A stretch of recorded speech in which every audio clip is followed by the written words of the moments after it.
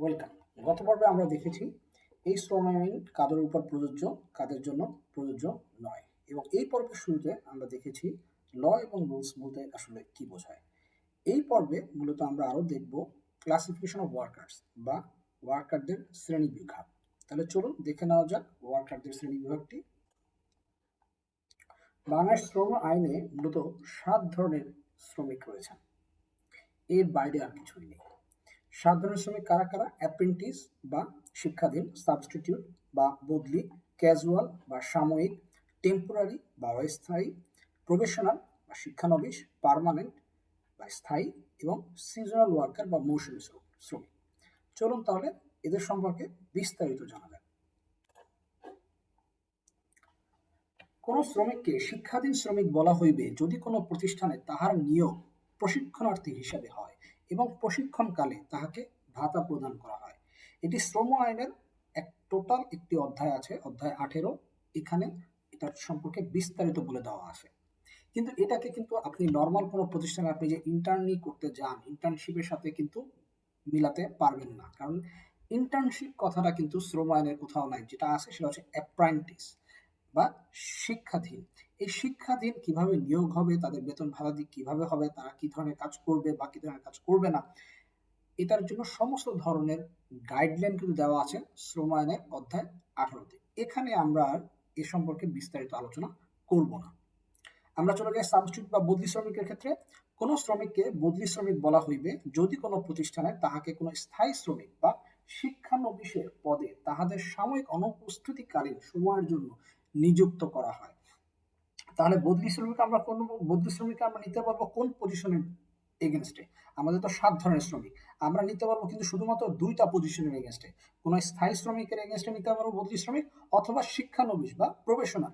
এই দুই পজিশনে যে লোকেরা কাজ করবে তারা যদি সাময়িক অনুপস্থিত থাকেন, ওই সময়ের জন্য কিন্তু আমি একমাত্র বদলি শ্রমিক নিতে পারবো, আর কোনো ক্ষেত্রে কিন্তু আমি বদলি শ্রমিক নিতে পারবো না।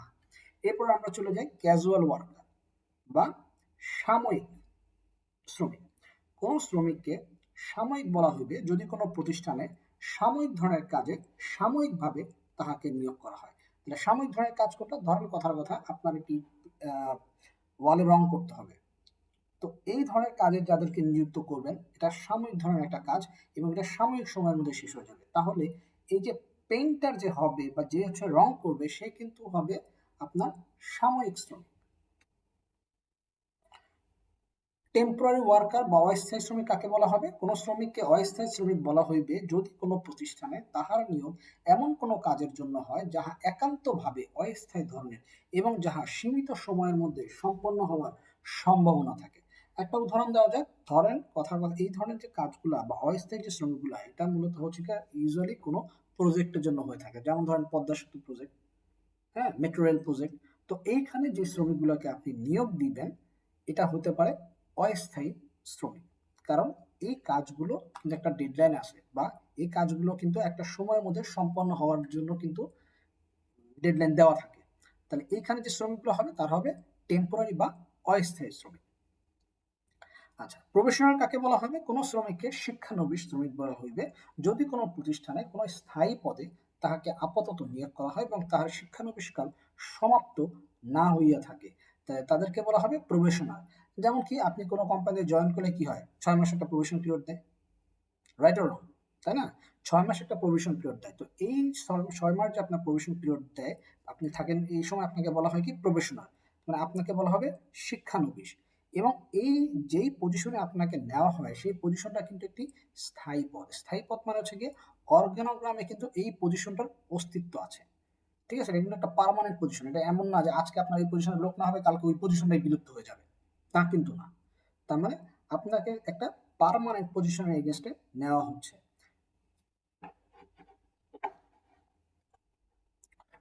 কোন শ্রমিককে স্থায়ী শ্রমিক বলা হইবে যদি কোনো প্রতিষ্ঠানে তাহাকে স্থায়ীভাবে নিযুক্ত করা হয় অথবা প্রতিষ্ঠানে তিনি তাহার শিক্ষানবিশকাল সন্তোষজনকভাবে সমাপ্ত করিয়া থাকেন।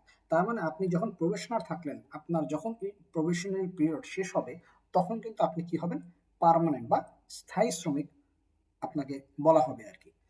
এরপরে শেষের যেই ক্যাটাগরিটা আছে সেটাকে কি বলা হয়? মৌসুমী শ্রমিক বা সিজনাল ওয়ার্কার। কোন শ্রমিককে মৌসুমী শ্রমিক বলা হইবে যদি কোনো প্রতিষ্ঠানে মৌসুমকালে কোনো শ্রমিককে মৌসুমী কাজে নিয়োগ করা হয় এবং মৌসুম চলাকালীন পর্যন্ত কর্মরত থাকে। তাহলে তারা একটা সিজনে কাজ করবে এবং তাদের এমপ্লয়মেন্ট শেষ হয়ে যাবে সিজন শেষ হওয়ার সাথে সাথে। তো এই ছিল আমাদের 7 ধরনের শ্রমিকের শ্রেণীবিভাগ এবং তাদের সংখ্যা।